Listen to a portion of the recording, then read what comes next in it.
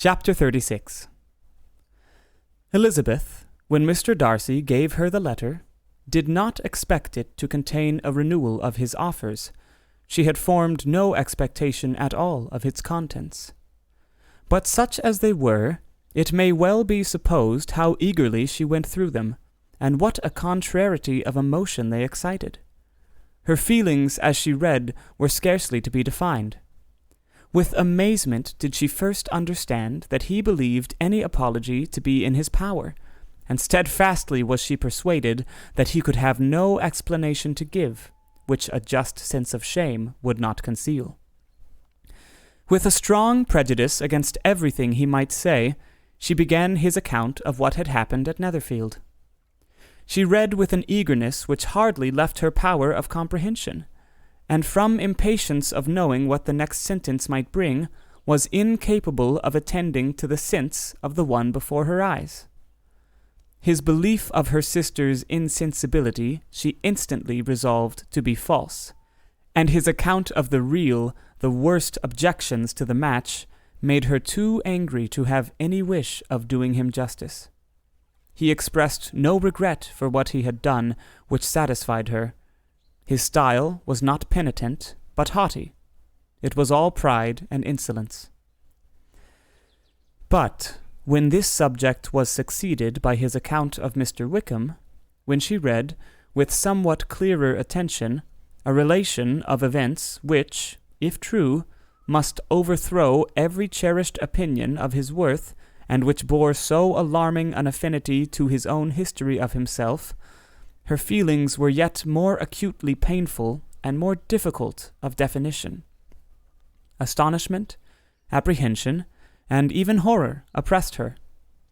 She wished to discredit it entirely, repeatedly exclaiming, "This must be false. This cannot be. This must be the grossest falsehood." And when she had gone through the whole letter, though scarcely knowing anything of the last page or two, put it hastily away, protesting that she would not regard it, that she would never look in it again. In this perturbed state of mind, with thoughts that could rest on nothing, she walked on. But it would not do. In half a minute the letter was unfolded again, and collecting herself as well as she could, she again began the mortifying perusal of all that related to Wickham, and commanded herself so far as to examine the meaning of every sentence. The account of his connection with the Pemberley family was exactly what he had related himself, and the kindness of the late Mr. Darcy, though she had not before known its extent, agreed equally well with his own words. So far, each recital confirmed the other, but when she came to the will, the difference was great. What Wickham had said of the living was fresh in her memory, and as she recalled his very words, it was impossible not to feel that there was gross duplicity on one side or the other, and, for a few moments, she flattered herself that her wishes did not err. But when she read and reread with the closest attention the particulars immediately following of Wickham's resigning all pretensions to the living, of his receiving in lieu so considerable a sum as £3,000, again was she forced to hesitate. She put down the letter, weighed every circumstance with what she meant to be impartiality, deliberated on the probability of each statement, but with little success. On both sides it was only assertion. Again she read on, but every line proved more clearly that the affair, which she had believed it impossible that any contrivance could so represent as to render Mr. Darcy's conduct in it less than infamous, was capable of a turn which must make him entirely blameless throughout the whole. The extravagance and general profligacy which he scrupled not to lay to Mr. Wickham's charge exceedingly shocked her, the more so as she could bring no proof to its injustice. She had never heard of him before his entrance into the Shire militia, in which he had engaged at the persuasion of the young man, who, on meeting him accidentally in town, had there renewed a slight acquaintance. On his former way of life, nothing had been known in Hertfordshire but what he told himself. As to his real character, had information been in her power, she had never felt a wish of inquiring. His countenance, voice, and manner had established him at once in the possession of every virtue.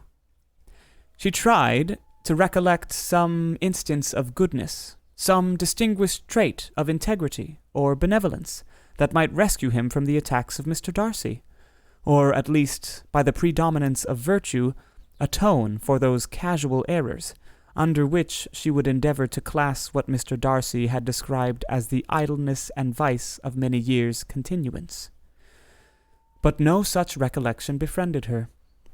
She could see him instantly before her, in every charm of air and address, but she could remember no more substantial good than the general approbation of the neighborhood, and the regard which his social powers had gained him in the mess. After pausing on this point a considerable while, she once more continued to read. But alas, the story which followed of his designs on Miss Darcy received some confirmation from what had passed between Colonel Fitzwilliam and herself only the morning before, and at last she was referred for the truth of every particular to Colonel Fitzwilliam himself, from whom she had previously received the information of his near concern in all his cousin's affairs, and whose character she had no reason to question. At one time she had almost resolved on applying to him, but the idea was checked by the awkwardness of the application, and at length wholly banished by the conviction that Mr. Darcy would never have hazarded such a proposal if he had not been well assured of his cousin's corroboration. She perfectly remembered everything that had passed in conversation between Wickham and herself in their first evening at Mr. Phillips's. Many of his expressions were still fresh in her memory. She was now struck with the impropriety of such communications to a stranger, and wondered it had escaped her before. She saw the indelicacy of putting himself forward as he had done, and the inconsistency of his professions with his conduct. She remembered that he had boasted of having no fear of seeing Mr. Darcy, that Mr. Darcy might leave the country, but that he should stand his ground. Yet he had avoided the Netherfield ball the very next week.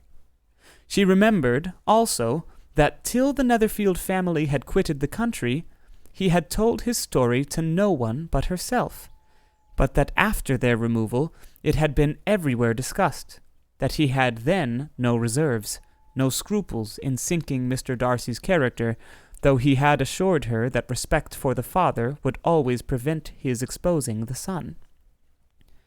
How differently did everything now appear in which he was concerned!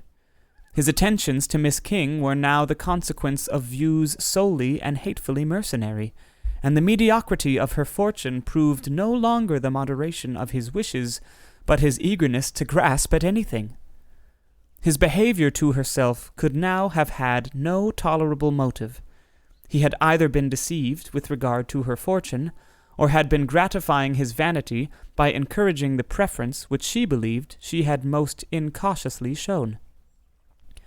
Every lingering struggle in his favor grew fainter and fainter, and in further justification of Mr. Darcy, proud and repulsive as were his manners, she had never, in the whole course of their acquaintance, an acquaintance which had latterly brought them much together and given her a sort of intimacy with his ways, seen anything that betrayed him to be unprincipled or unjust, anything that spoke him of irreligious or immoral habits, that among his own connections he was esteemed and valued, that even Wickham had allowed him merit as a brother, and that she had often heard him speak so affectionately of his sister as to prove him capable of some amiable feeling, that had his actions been what Wickham represented them, so gross a violation of everything right could hardly have been concealed from the world, and that friendship between a person capable of it and such an amiable man as Mr. Bingley was incomprehensible.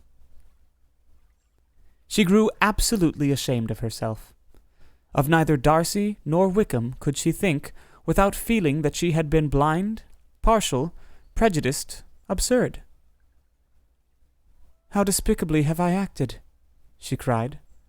I, who have prided myself on my discernment, I, who have valued myself on my abilities, who have often disdained the generous candor of my sister, and gratified my vanity in useless or blameless distrust.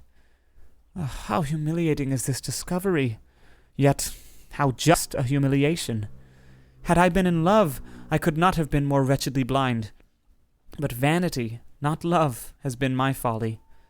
Pleased with the preference of one, and offended by the neglect of the other, on the very beginning of our acquaintance, I have courted prepossession and ignorance, and driven reason away where either were concerned. Till this moment I never knew myself. From herself to Jane, from Jane to Bingley, her thoughts were in a line which soon brought to her recollection that Mr. Darcy's explanation there had appeared very insufficient, and she read it again. Widely different was the effect of a second perusal. How could she deny that credit to his assertions in one instance which she had been obliged to give in the other? He declared himself to have been totally unsuspicious of her sister's attachment, and she could not help remembering what Charlotte's opinion had always been. Neither could she deny the justice of his description of Jane. She felt that Jane's feelings, though fervent, were little displayed, and that there was a constant complacency in her air and manner, not often united with great sensibility. When she came to that part of the letter in which her family were mentioned, in tones of such mortifying, yet merited, reproach, her sense of shame was severe. The justice of the charge struck her too forcibly for denial, and the circumstances to which he particularly alluded, as having passed at the Netherfield ball, and as confirming all his first disapprobation, could not have made a stronger impression on his mind than on hers. The compliment to herself and her sister was not unfelt. It soothed, but it could not console her for the contempt which had been thus self-attracted by the rest of her family. And as she considered that Jane's disappointment had, in fact, been the work of her nearest relations, and reflected how materially the credit of both must be hurt by such impropriety of conduct, she felt depressed beyond anything she had ever known before.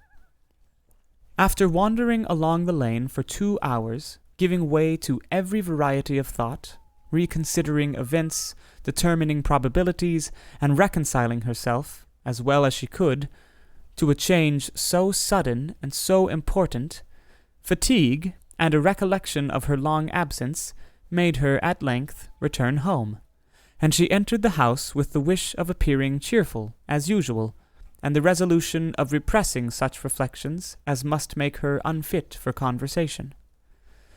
She was immediately told that the 2 gentlemen from Rosings had each called during her absence. Mr. Darcy, only for a few minutes, to take leave, but that Colonel Fitzwilliam had been sitting with them at least an hour, hoping for her return, and almost resolving to walk after her till she could be found. Elizabeth could but just affect concern in missing him. She really rejoiced at it. Colonel Fitzwilliam was no longer an object. She could think only of her letter.